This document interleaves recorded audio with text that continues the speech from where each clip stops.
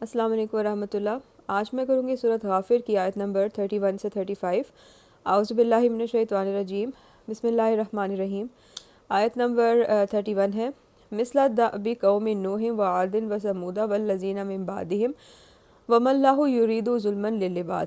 تو ہم جانتے ہیں کہ وہ ایک مومن جو تھا فرعون کے کورٹ کے اندر، جو اس کے ون آف ہز پیپل، اس کے لوگوں میں سے تھا وہ، اور اس نے اٹھ کے تو اپنی قوم کو بلانا شروع کیا تھا کہ حضرت موسیٰ کی جو وہ دعوت دے رہے ہیں اس کے اوپر وہ ان کی بات سنیں۔ تو اب وہی اس کی اسپیچ ہی کنٹینیو ہو رہی ہے۔ جیسا کہ معاملہ ہوا قوم نوح اور قوم عاد اور قوم سمود اور اس کے بعد کی قوموں کا، اور اللہ تو اپنے بندوں پر کسی بھی ظلم کا ارادہ نہیں رکھتا۔ تو اس نے پچھلی قوموں، اس کا مطلب ہے کہ اسے ہسٹری کے بارے میں بھی معلوم تھا، اور اس نے لوگوں کو یاد کرایا کہ پچھلی قومیں جس طرح ڈسٹروائے ہوئی ہیں تو ہمیں اللہ سے ڈرنا چاہیے۔ اس کے بعد اگلی آیت ہے، وَيَا قَوْمِ إِنِّي أَخَافُ عَلَيْكُمْ يَوْمَ التَّنَادِ۔ تو اس نے اپنی قوم سے کہا کہ اے میری قوم کے لوگوں، مجھے اندیشہ ہے تم پر چیخ و پکار کے دن کا، یعنی کہ کوئی عذاب آ جائے ایسا جس سے حضرت موسیٰ علیہ السلام ڈرا رہے ہیں، ایسے دن کا مجھے تم سے یہ ڈر ہے۔ یوم تولون مدبرین ما لکم من اللہ من عاصم ومن یضلل اللہ فما لہ من ہاد۔ اس کا ترجمہ ہے، جس دن تم پیٹھ موڑ کر بھاگو گے لیکن اللہ کی پکڑ سے تمہیں بچانے والا کوئی نہیں ہوگا، اور جسے اللہ گمراہ کرے پھر اسے ہدایت دینے والا کوئی نہیں۔ ہم اللہ سے دعا کرتے ہیں کہ اللہ تعالیٰ ہمیں ہدایت دیں اور ہدایت کے راستے پر رکھے، ہمارے بچوں کو بھی، ہمارے سب جاننے والوں کو، آمین ثم آمین۔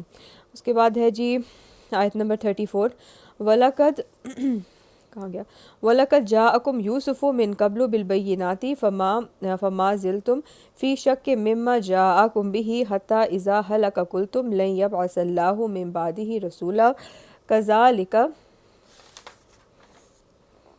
كَذَلِكَ يُضِلُّ اللَّهُ مَنْ هُوَ مُسْرِفٌ مُرْتَابٌ۔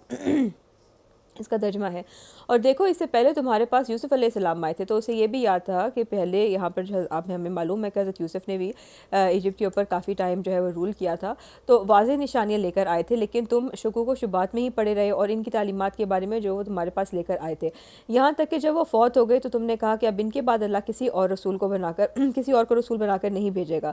اسی طرح اللہ گمراہ کر دیتا ہے ان لوگوں کو جو حد سے بڑھنے والے ہیں اور شکوک و شبہات میں مبتلا رہنے والے ہیں۔ اچھا جی، اس کے بعد اگلی آیت ہے آیت نمبر 35 جو آج کی لاسٹ آیت ہے، الذین یجادلون فی آیات اللہ بغیر سلطان اتاہم کبر مقتا عند اللہ وعند الذین آمنوا کذالک یطبع اللہ علی کل قلب متکبر جبار۔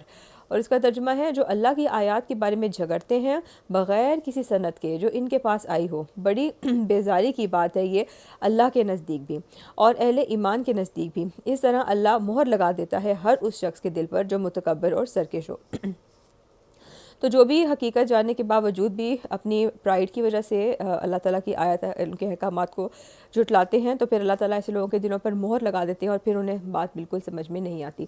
تو ہم اللہ سے دعا کرتے ہیں کہ اللہ تعالیٰ ہمیں ہدایت کے راستے پر چلائیں اور ہمارے لیے جنت کا راستہ آسان کر دیں اور ہمیں جہنم کے عذاب سے بچائیں، آمین ثم آمین۔ یہ تھی آج کی آیتیں، انشاءاللہ کل آگے کنٹینیو کریں گے۔ فی امان اللہ۔